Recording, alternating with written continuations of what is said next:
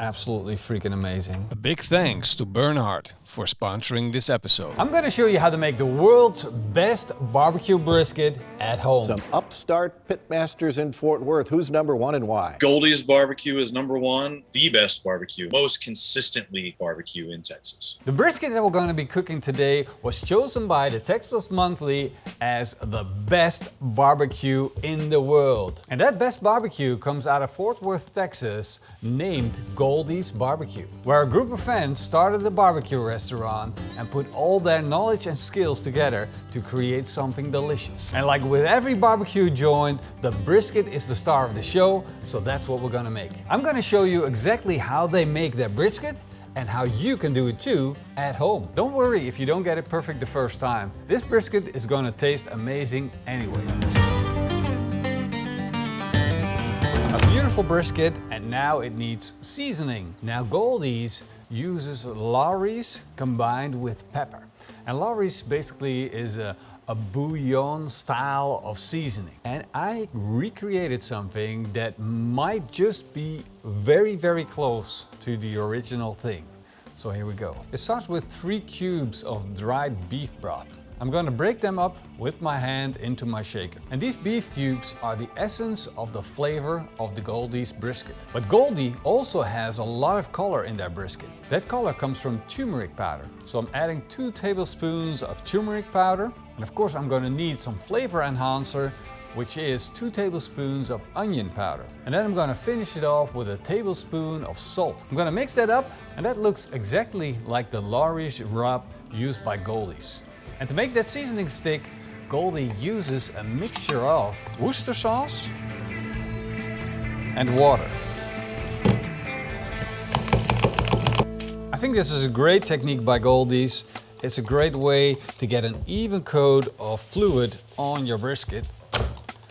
Now, of course, if you do this at home, the advantages are that you don't get too much moisture on. Look at it, it's absolutely perfect. Just like a small, thin layer of moisture. Now I'm gonna hit it with our homemade Goldees brisket rub, and you can see the color instantly changes into what you can recognize from the Goldie brisket. They don't use black pepper inside the rub. They apply this separately. Let's flip the brisket around. We're gonna do the same process on the other side of the brisket. Little spritz, a little bit of that rub.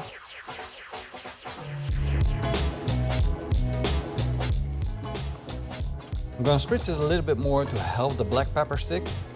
Personally, I prefer a lot more black pepper on my brisket, but this is the way that Goldie does it, so that's what we're going to do.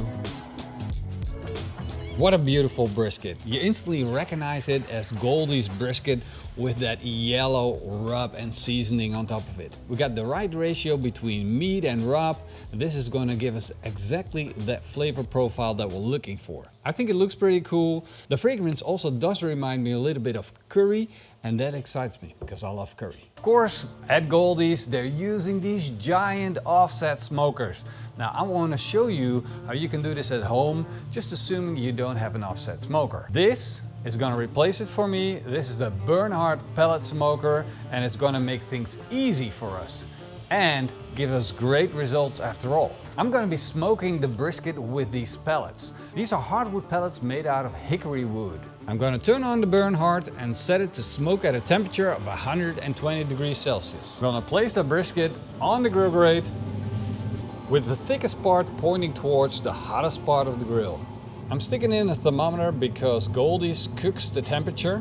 Now, the pitmasters don't really cook the temperature, but they cook until the brisket is done. There's no wrapping in between, it's just naked all the way until it reaches a core temperature of 92 degrees, 94 degrees Celsius, or until the brisket feels soft, because they actually grab the brisket, shake it, feel it, and when it feels good, they know it's done. In our case, we're gonna go for 92 degrees Celsius, and then I'm gonna check back on this brisket.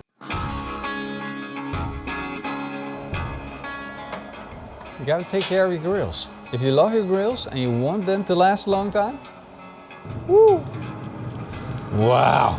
We got a beautiful color from that rub, that Goldees rub. We got smoke color right there, and we got a nice crusty bark build up with that pepper sitting on top of it, giving it more and more structure. I let this brisket come up all the way up to 92 degrees Celsius.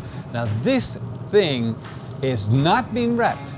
It is not being sprayed. It is just a naked smoked cookie. Now it's time to wrap this brisket in aluminum foil, so I'm gonna lay out some, and then I'm gonna put some beef tallow on. This beef tallow is what I made out of the trimmings that we took off the brisket. I put it in a cast iron pan, let it slowly come up to temperature, melting that fat. And once the fat was fully melted down, put it in a jar, let it cool down. Oh. I'm gonna take the brisket off the barbecue and put it in the puddle of fat. I can't wrap this up just yet.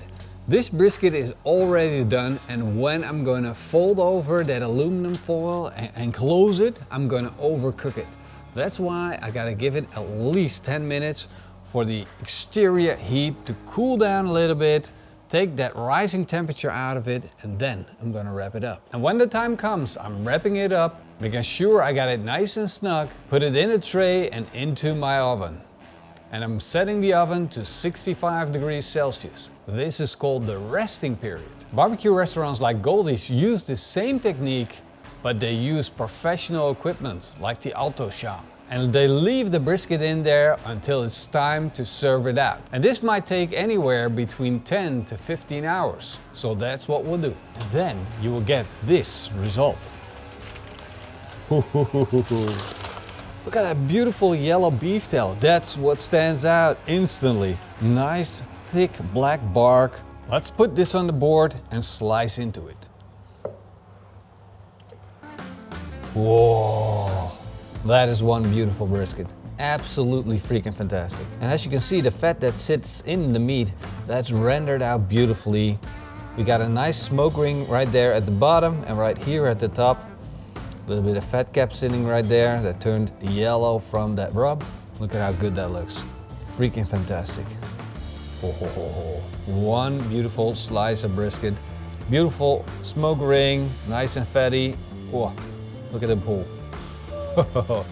That's fall apart tender. Ladies and gentlemen, there you have it. Now you can make world's best brisket at home.